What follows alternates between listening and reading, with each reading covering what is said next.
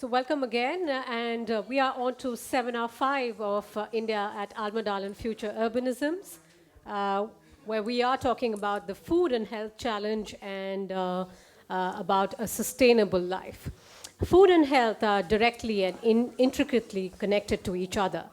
And as our palates get more diverse with it and more inclusive, we are also facing a challenge of urban food systems which have massive carbon footprints. So, how do we create a balance between diverse food, nutrition, taste, experiences, and health? And that's the challenge which I put forth today for our panelists. We have Shampa Bari, who is with SweCare, Sanju Malhotra with the India Unlimited and the Tasting India Symposium, and also part of the conference today, and Johan Jorgensen, yeah, who is with Sweden Food Tech. So let's start with you, Shampa. Let's start with a health perspective before we move on to food. Thank you, Rupali.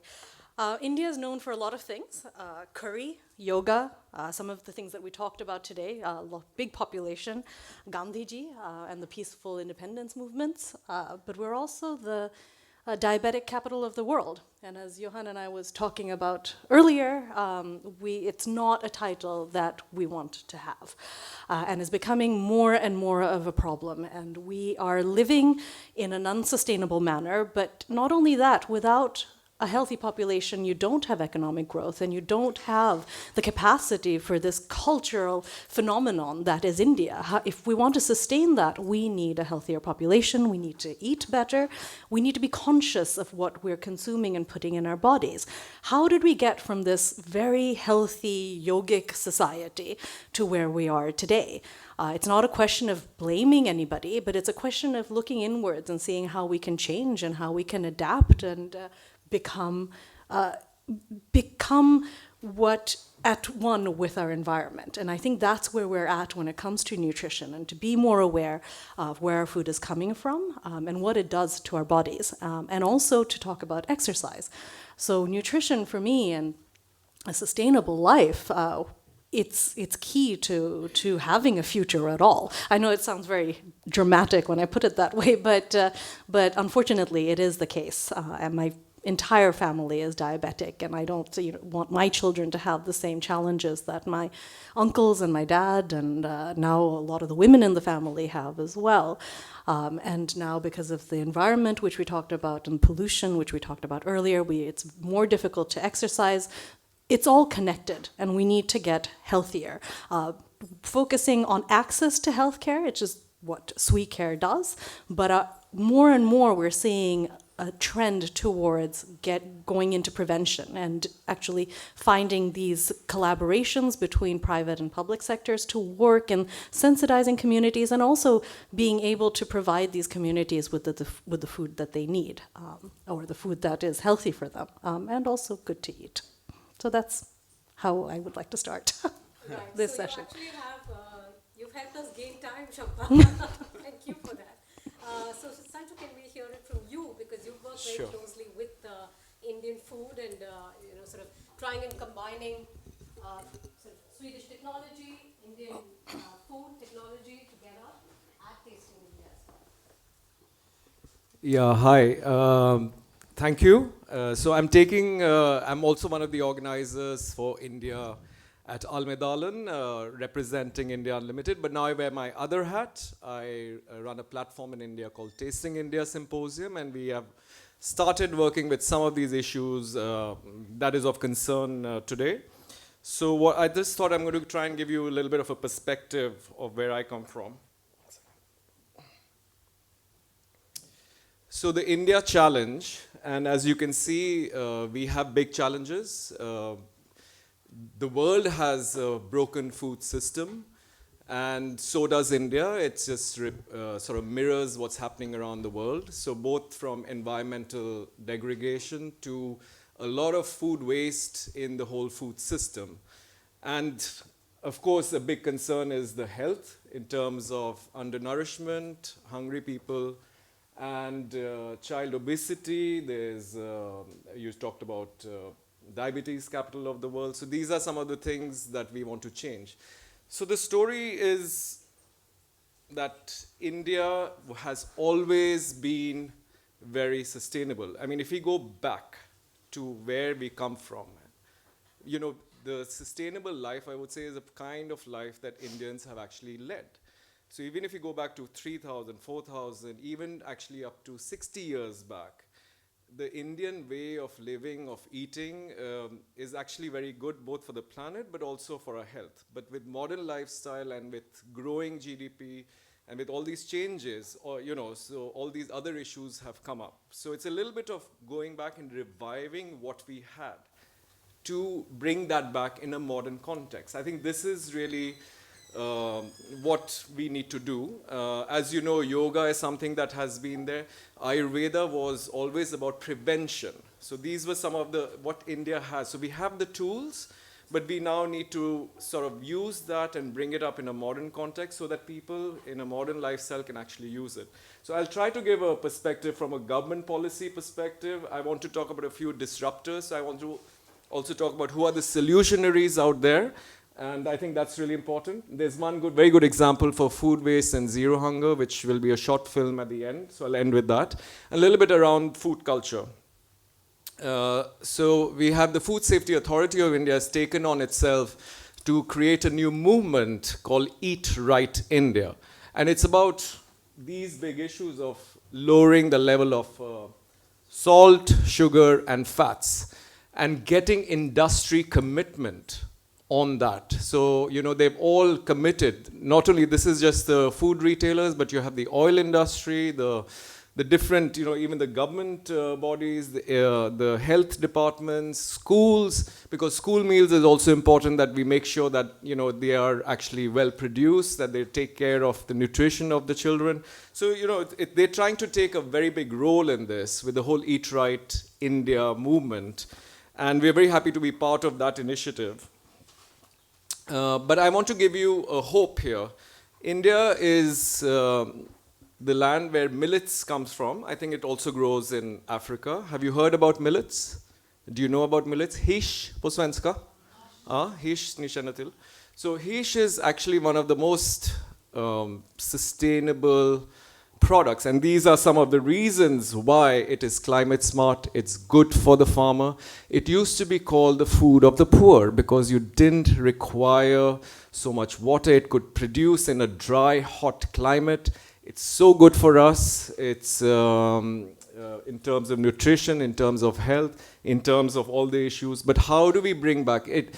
India, when it went to the Green Revolution, until that point, 40% of our cereal consumption came actually from hish. But then it went down to 20%, and there was no government incentives went off. So now the whole thing is how do we bring this back, which is something which is really good for us. So this is one of the opportunities that actually India has to go back to something that we have had and which is also good for the planet, good for the farmer, and good for us. And here we have at least 9 different varieties of millets.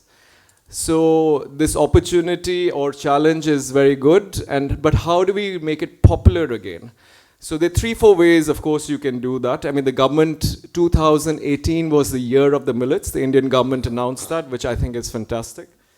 And a couple of things happened after that. A lot of farmer markets have started in India. And I'm only talking about the perspective, when I talk about food today, is from the market to the plate. So I'm not talking today about from the farm to the market. So that perspective is something I'm not taking up because we're talking about cities and consumption and sustainable lifestyle. So farmers market is such a good way to educate the public. The question is how do we get them to get interested? Because once you've got used to rice and wheat, it's so difficult to change back. Because it's become tradition, it's become very easy, it's cheaper. Millet has not been available. Now it is, and how do we bring it back into the public distribution system so it actually becomes part of the system? So I think I'm very excited that some companies are doing interesting stuff. So there is one company called Slurp Farm, started by 2 mothers, and these were the concerns for them.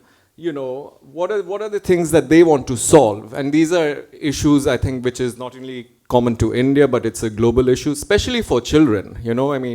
This is a big concern. So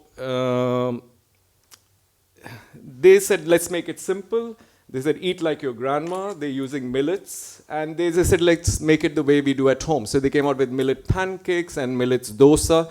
Dosa is a South Indian pancake. I don't know if any of you have tried, but it's a nice, simple, these are the kind of interventions or disruptions or this is what we want to see, that the food industry starts changing and talking to the customer. They're trying to solve one problem, but it's just one small company. Is that enough? We need many more like this.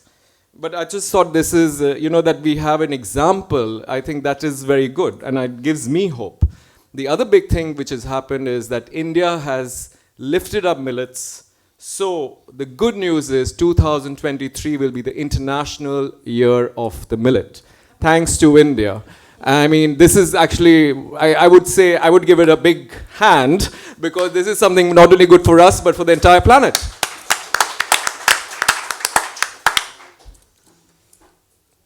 The other thing which you might have heard recently is the Eat Lancet report. What are you going to do in Sweden? Can you afford to eat the way you're eating today? Yesterday we went for a fantastic meal to Lynn Gordon, but it was just the big piece of meat in the center with a few veggies on the side. We're talking about changing, behavior here. So are you ready to change? Are you going to reduce meat to this much? It's, I think, 200-300 grams per week or a month or something. This is actually what is required. But I feel here India actually has an advantage. And because primarily we have always been a country that's eaten lentils and beans and all the things that they're actually proposing in the Eat Lancet diet. Like, how do we feed 10 billion people by 2050, this is something which has really been part of our culture. So when I'm saying I want to look back and see how do we eat. Because when we eat at home, what we call is ghar ka khana, it's actually a very healthy, sustainable plate. Because I would say the way we eat is the Indian Thalrik's model, or the plate that we have, is a flexitarian diet.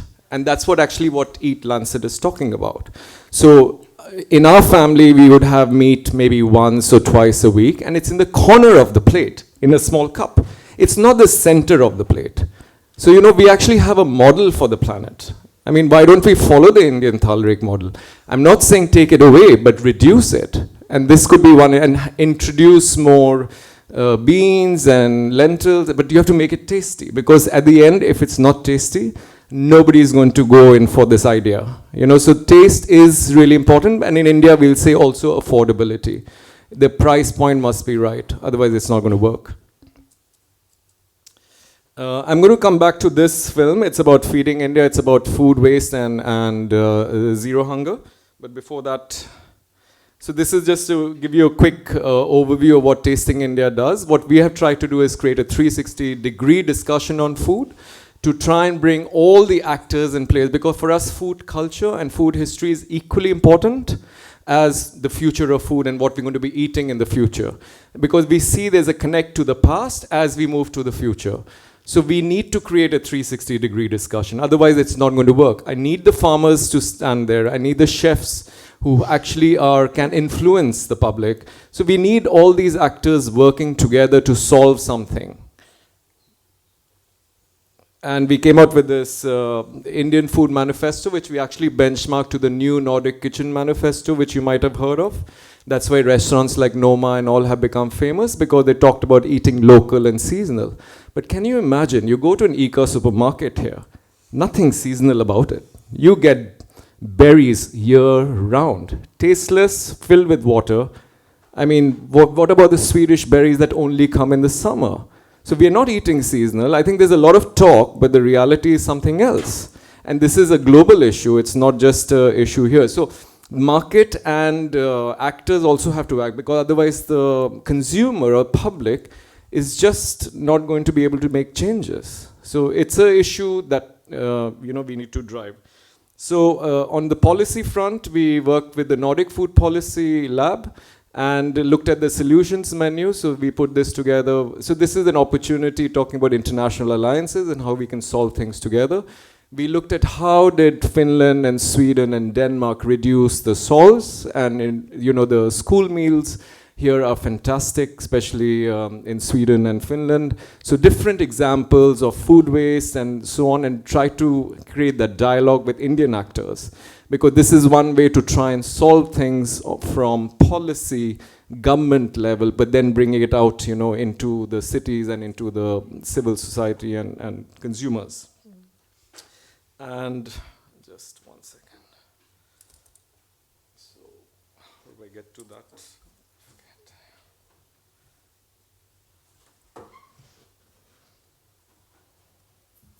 I'm trying to play the film. Yeah, 1 second. I think it was this.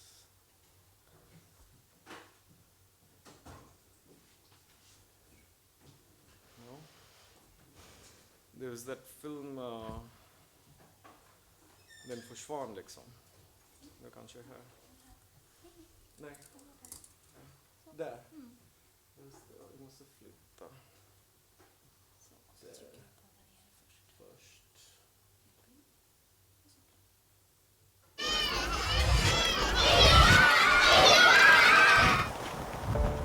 I visited a wedding not very far from my house, along with some friends. This particular wedding had a food with tons and tons of tasty dishes. And while I was enjoying food with the rest of my friends, what happens to all that excess food which is left in the dishes when the guests have exited the wedding? And I went up to the caterer to find out that from that wedding was going to food. And that was food for more than 10,000 people. That blew my mind, because I thought something like that would have been taken care of. But when I found that there was nobody taking action, despite the fact that our country has the highest number of unemployed people, I decided to quit my job and start feeding India. My name is Ankit Kawatra. I'm the founder of Feeding India, a not-for-profit based in India, working to solve hunger, malnutrition and food wastage.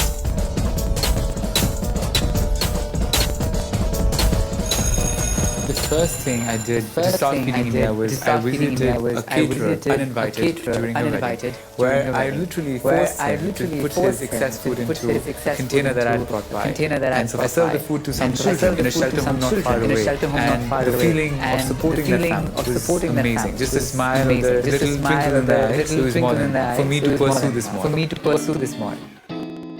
My family didn't get what I wanted to do at all. I quit my job without telling my parents, and the colleagues that I told about Feeding India in office thought I'd lost my mind.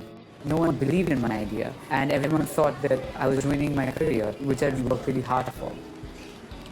The biggest accomplishment was that we've been able to serve 15 million meals to people in need. I never thought it would boom so fast. Today we work in more than 60 cities with more than 8,000 volunteers, the largest youth-run not-for-profit, solving hunger in the entire country. I think the most important thing for me is to make sure that we as a generation move forward, knowing that we are going to do better, and we as a generation are going to end some of the most fundamental problems that we've been brought up with. That's the reason why I believe we can put something as big as hunger into history books. So there is hope, and this is also what I wanted to talk about. They are such great entrepreneurs. The young generation, the millennials, they're so conscious. There's a movement. How can we connect this movement that's happening in India to the movements that are happening here in Sweden? I think food is such an important, it's a great topic. It brings all of us together. And so I wanted to talk to you about these different initiatives and what we are trying to do in working towards connecting both the countries. Thank you. Well, thank you, Sanju. And Johan, let's hear it from you. You have been in India a couple of times, or perhaps more, and India's tasted the diversity of Indian food. Yes, I have. I'm lucky enough to be well off enough so I can taste the diversity of India. But first of all, brief introduction. My name is Johan Jurgensen. I lead something called Sweden Food Tech, where we work with challenging and accelerating the innovation in the global food system, not just the Swedish one, the global food system, through the help of technology. The food system is the biggest and dirtiest sector on the planet, making oil and big pharma look nice in comparison. And it's basically killing the planet and everyone on it. And since it needs to be reformed in every part of the value chain, that's what we want to do here in Sweden, to inject technology and innovation into that and also go global with it. And, quite note, I mean, like, if we don't solve for India, we're gone, we're done. It doesn't matter what we do here at Gotland or at Stockholm, or if hipsters brew their own kombucha in their kitchens. It's like, it's nothing, right? It's nothing. Essentially, the food system, to make it short and funky, is a supply and demand system. Putting demands on all the small-scale farmers out there producing all our foods, and then supplying us with whatever they find that they want to supply us with. So there are nothing out there connecting man and food today. At the same time, so we lost food, right? And then at the same time, we're moving the entire humanity into urban environments. Urbanity is our new habitat. I think there are some 30 years from now, roughly 3/4 of the population on planet Earth will live in cities. And just so you understand, it's about, in the next 30 years, growing the urban mass on planet Earth with 50%. That's what's happening. Those new urban environments will not be nice cities like Stockholm or parts of New Delhi. It will be shanty towns, horrible urban hells for a great part, populated by the impoverished masses without really cooking facilities. If they have a sewer, they will be lucky. And not to talk about clean water. And they will be forced into a food system that is urban, and that is not necessarily good for your health.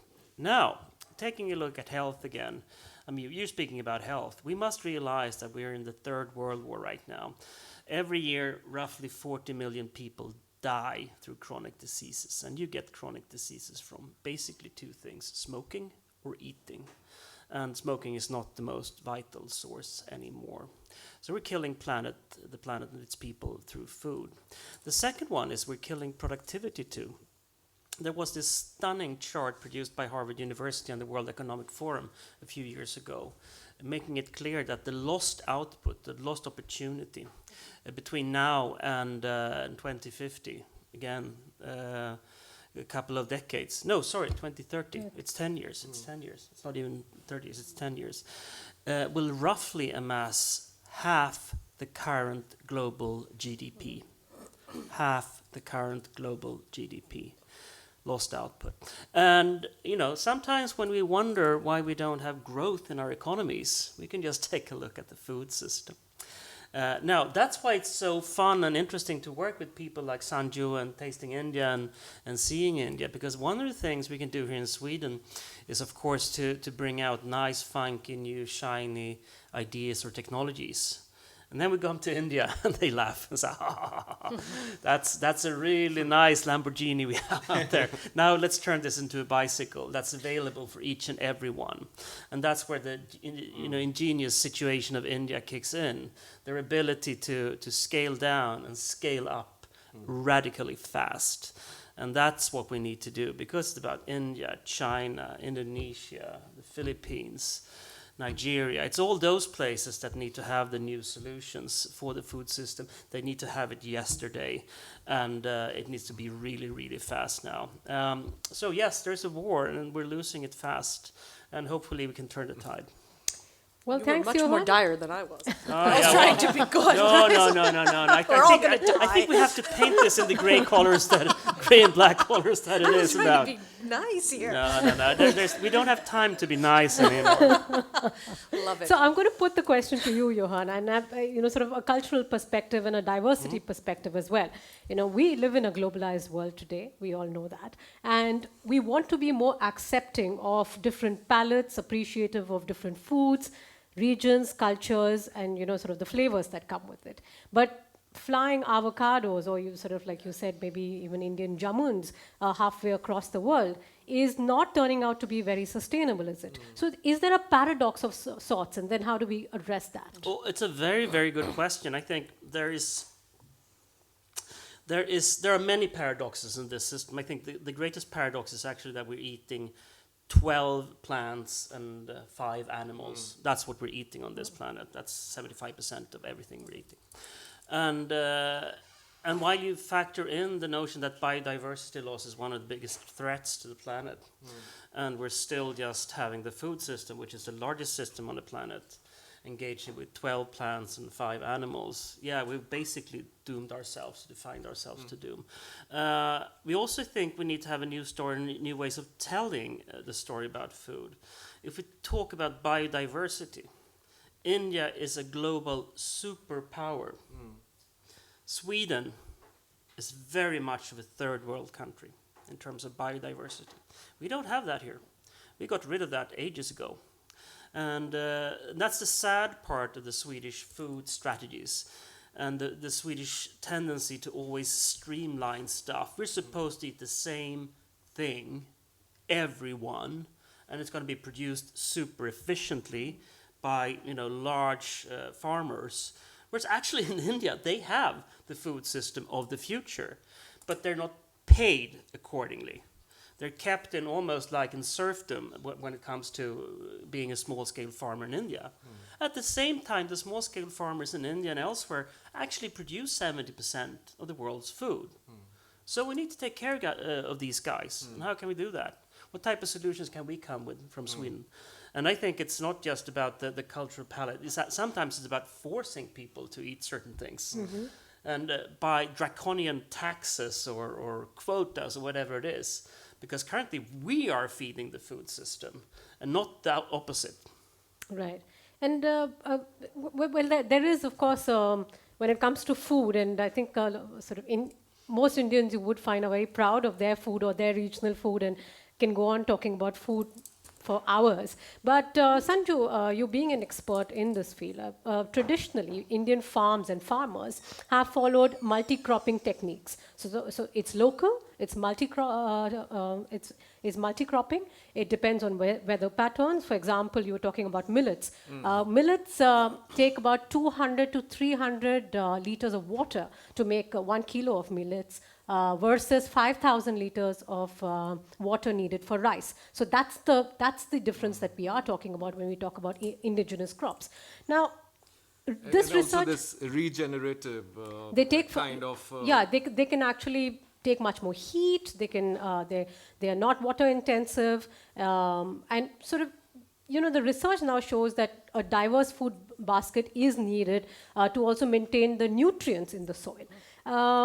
Is this an example, and how can Sweden follow this, since you sort of work with both the regions?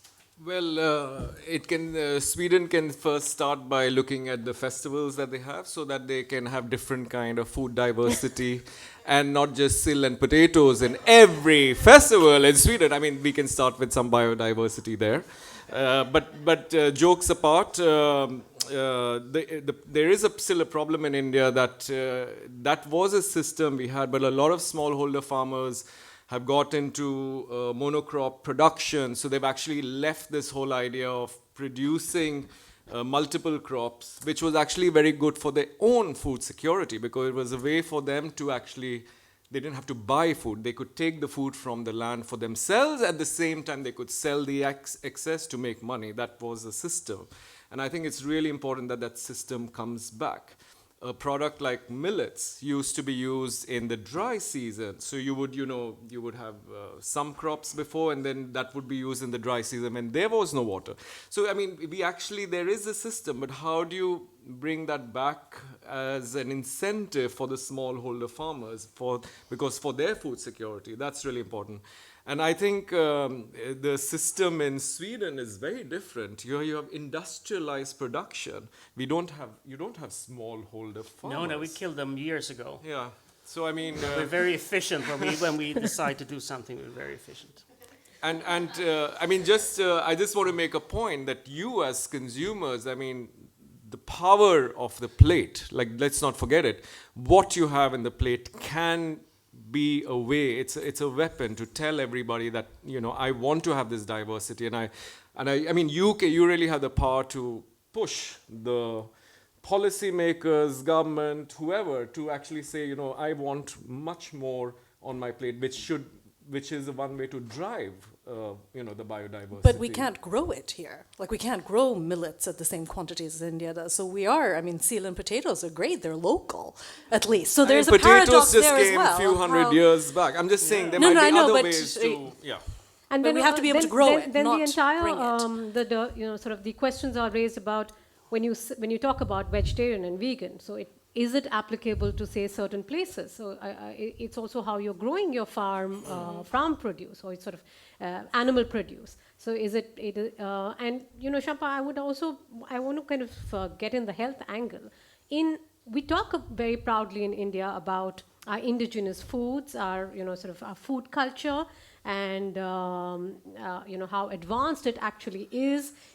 But at the same time, there's also a standardization happening in India. There is a McDonaldization happening in India, and especially in Indian cities. So when we see a large percentage of people, you know, sort of getting up the when it comes to the economic chain, we are also seeing an increase in McDonaldization of their food habits in cities. But and it's not are you seeing McDonald's, actually. It is our own food culture. The richer we get, the more access we have to meat, and that's the problems that we get in China as And well. processed food. So, and processed foods, and all the gulab jamuns. Like, you get richer and richer, and you eat more sweets because you can afford to, and it's, you know, it's how you show also, like, oh, you know, I have a bigger house, let's all eat sweets. We have a son in the family, let's all eat sweets. So as we get richer, it's not even McDonald's, it's our own food culture that's working against us. And of course, we want prosperity, and we need to go in that direction because it's good for the country, but then we have to sort of loop it back, which I think Sweden has done quite successfully, to eating locally or more traditional foods. I think Sweden has actually gone towards the right direction in a way, and I think when I read in maybe it is still a lot of meat and potatoes, but when I go to our summer house and go through all the recipe books of my husband's grandmothers, they're going back to those foods because I see those same foods now on menus at restaurants in Stockholm. So there has been a trend towards that, and in India I think we need to go back to eating poor. Our problem isn't McDonald's. Our problem is our food habits. We go to parties more and more. We eat meat because that's what you serve at parties. It's not okay to just have vegetarian food. And more oil, more salt, and definitely way more sugar. May I just comment on that? Because I'm not entirely sure that going back to the old way of eating in Sweden is the right one. No, because it's kind of not diverse at all. That's true. And I think what we need to import traditions like Indian food traditions, and we probably need to turn them Swedish in one way or another. And when I have been there, I realized that some of the dishes in India, like garam masala, is like, that's Christmas spices to me. And you have a lot of dill being used in certain parts of India. It's like, oh, that's dill, right? We use a lot of that. And discover there are a bunch of dishes that we can do that are delicious and vegetarian and vegan. And locally produced. Locally produced, but perhaps it's also about the question, how shall we export or not export stuff? And if you look at CO2 emissions, for instance, in production, or the environmental effects, actually transportation is a fairly small part of it. I'm more worried about the preservatives and the antibiotics. So that's a problem that is being faced in cities in India. You know, when my question on processed food and McDonaldization was more on the processed food, the quality of the processed food that we are getting in Indian supermarkets now that have replaced local foods. So when we are talking about sustainability, or when we are talking about local and indigenous, that complexion is changing as urbanization takes place in India. Of course, there is a certain push, as Sanju showed in his presentation, over, you know, that people are trying to get back to the basics, back to what their grandmother ate. Yeah, but it's difficult to do when you live in like but a it's high-rise. a small percentage. Yeah, that's just about, say, not even 1% of India's 1.3 billion people. Are there any questions that? Yeah, please go ahead. I just wonder about the role of supermarkets, especially in Sweden, where we have maybe 3 large supermarket chains.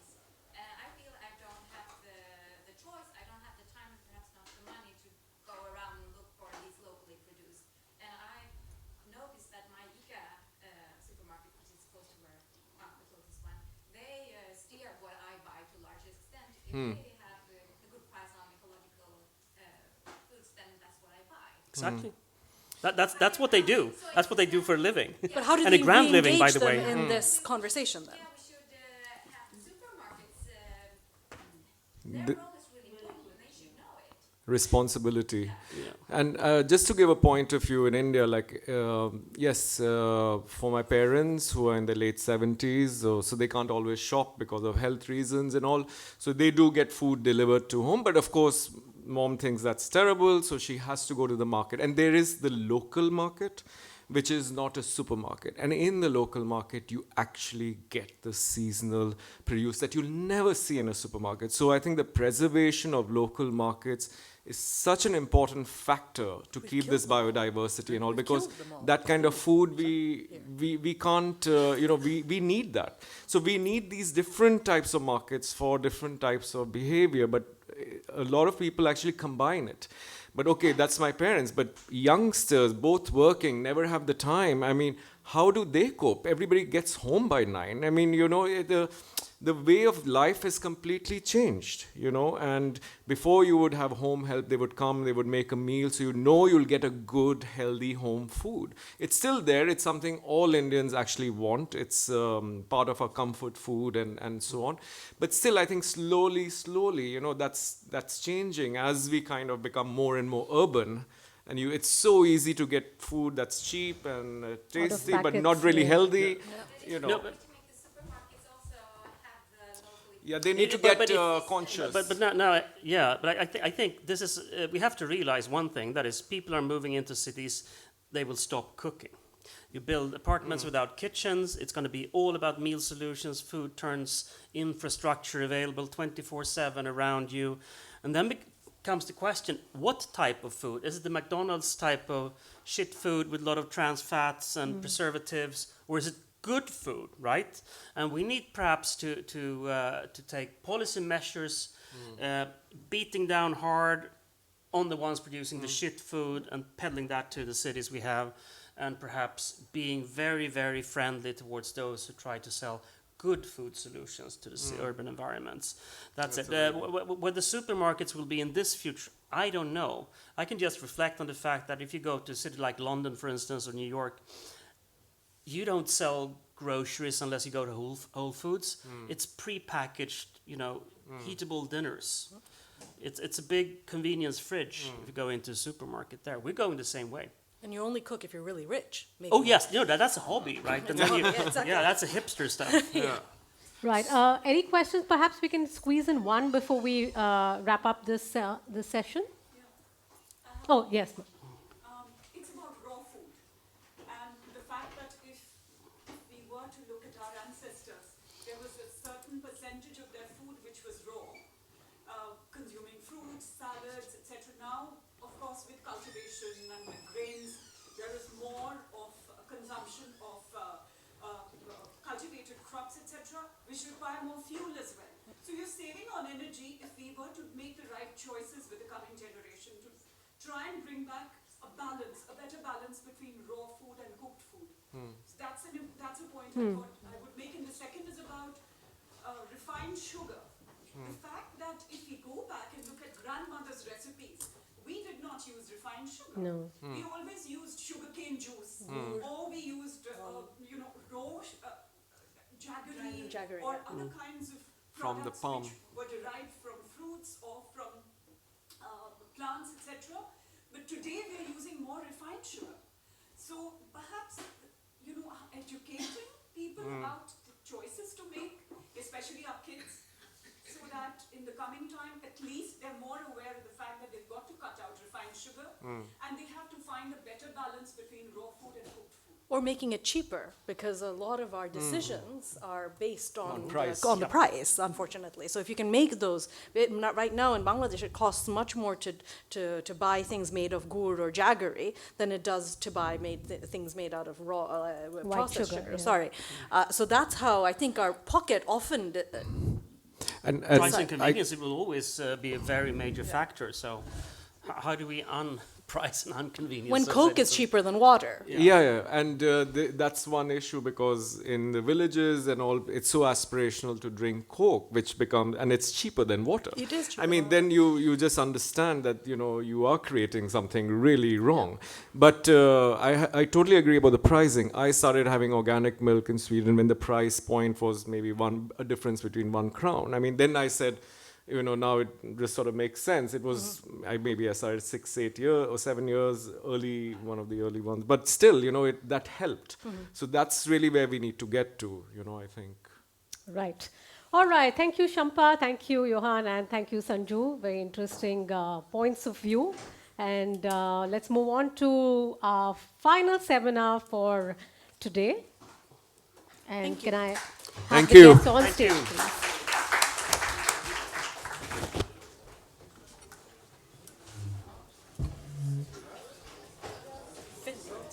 Ja, det är bra det här.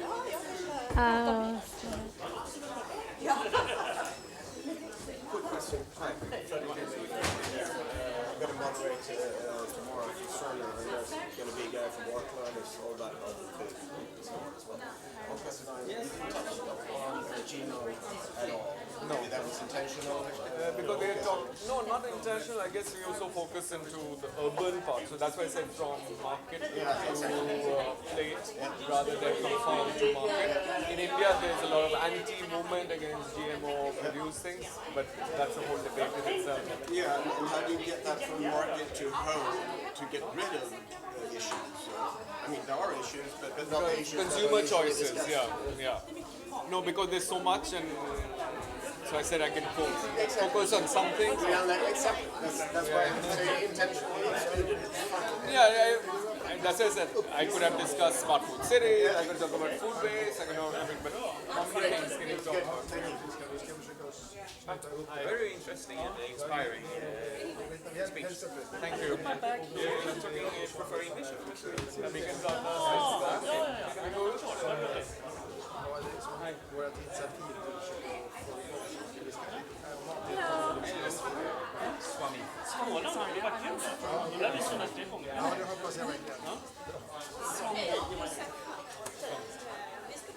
Ja, hej. Välkommen och välkommen Åström. Ja, var vill du sitta någonstans? De här stora, om man lutar sig bakåt blir man först i början lite rädd. Men det ordnar sig. Här, ja. I can sit here. And där, där sitter du. Yeah, I can sit here. I thought that someone's kept their... I think they will come back then we when can they start realize again. they lost their legs. 5, yeah, and if we just press escape, Ja, snart, men prata nu. start the film. Just see that the volume needs to go down. Okay. Yeah, but no, we just had a film with sound, so Nej. now it's muted. So I'll just keep it here so that it doesn't. So let's hope that this works. Where would you like to sit, Soma? Also mute. Anywhere. Yeah. Soma, take the center of the table. Of course, you're the power woman. Woman of power and love. Johan, din padda. Vad tråkigt. Vems är den?